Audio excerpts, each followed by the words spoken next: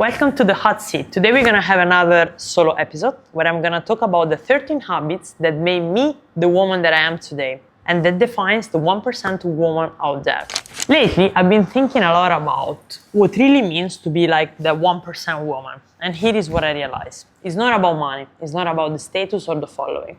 It's about how she moves. It's about the way she thinks. It's about how she shows up for herself and how she keeps going even when no one is clapping for her. There is statistics that say that only 2% of women globally earn over $100,000 a year. That number shocks, not because of the money, but because of what it really represents.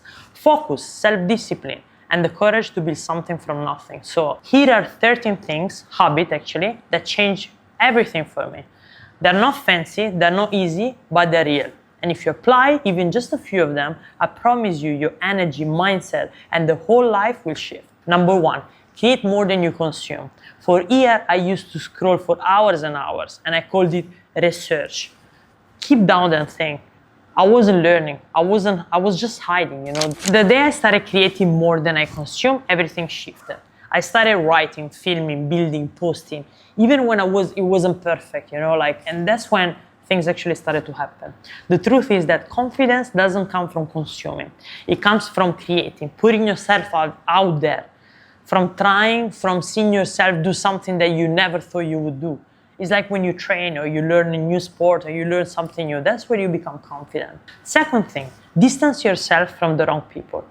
One of the hardest lessons that I learned is not everyone can come with you, and that's okay. You can't grow in an environment that drains you. How many friends we've lost growing up? So many. But here is the point. When I started choosing peace over proximity, my energy completely changed. Protecting my space isn't being cold. It's called self-respect. You don't own everyone access to you, but it's important for you to do that. Third thing, keep learning. Always, every year, I choose one new skill or one new thing to master, whether it's something like business related or like something like personal or improving my storytelling, whatever it could be, but growth keeps me alive. If you stop learning, you will start sinking. And this is what we want. And the most successful women that I've met in my life, they're students. They're curious, they're humble, they're always asking questions. They're learning a new thing every day, they're not just trying to prove they know everything. They're obsessed with learning more and more and more every day.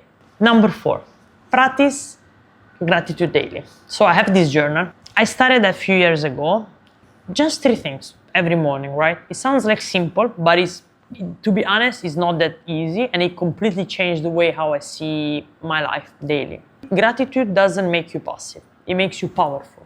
When you start your day with saying the right things, instead of thinking about what's missing in your life, you stop chasing validation and you start living in abundance. Number 5, write your financial goals.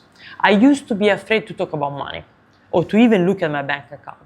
But then I realized that how can you attract what you're scared to face? So how can I attract money if I don't even talk about it? So I started writing my financial goals down. Specific numbers, timeline, what I wanted to build, and what I wanted to achieve that year. So now they're all taped in my office, and every morning I see them. So the more we are sure about what we want, the more we can vision it, the easier it becomes for us to achieve it. Number 6, stop caring about opinions. Well, this is hard for everyone, I assume. Everyone that says, no, I don't care about, I don't trust them. It's something that I learned the hard way, is that people will always have something to say. And usually the one talking the most are the one doing the least, because I have much more time actually. And at some point I realized that I was letting in opinion that came from people who weren't even brave enough to try what I was doing. The people that weren't even expert in the field or the things that I was trying to do. So I stopped explaining myself.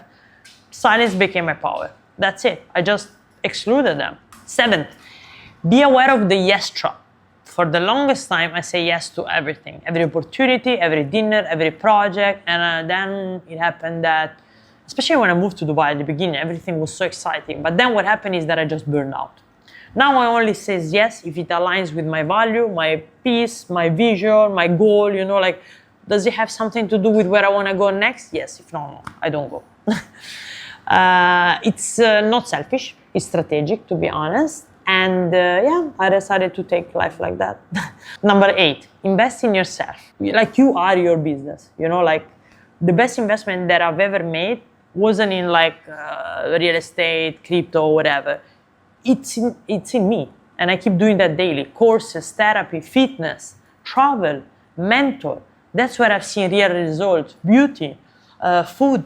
If you are your greatest assets, you're everything, because you are the engine behind your life. You have to fuel it mentally, emotionally, physically.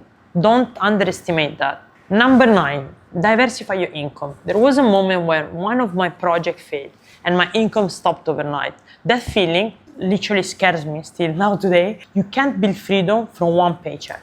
Even small side income, you know, like content, consulting, investing, real estate, investment here and there, like, create option. And option give you peace of mind. Number 10, network with intention. Every big opportunity in my life started with one message or one meeting or one connection, always.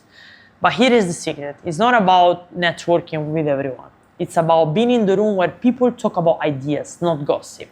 You can feel it, you know, when the energy of the room is inspiring or exhausting. Those are the rooms that changed my life. And those are the places that I want to be and the people that I want to surround myself with. And you should too. Number 11, take action before you feel ready. Every big decision that I made, I was terrified when I did it. Starting a business, speaking in public, starting this podcast, you know, launching the hot seat. I wasn't ready for any of it. But today, here is where I am. Eventually, you will do it anyway. Because readiness is a lie. No one ever will feel ready. Confidence is built after you act, not before. So yeah, just go for it. Number 12, ask the questions. For years, I stayed quiet in meetings because I thought I didn't want to look like inexperienced, you know, like I ask everything is maybe too much, why, what would do the difference, and so and so. But the fastest way to learn is to ask, unapologetically. Don't worry about it. The women who grow fast aren't the one who knows it all. They're the one who aren't afraid to ask. Number 13, the 1% progress rule. If I had to pick one philosophy that changed my life, it's this one.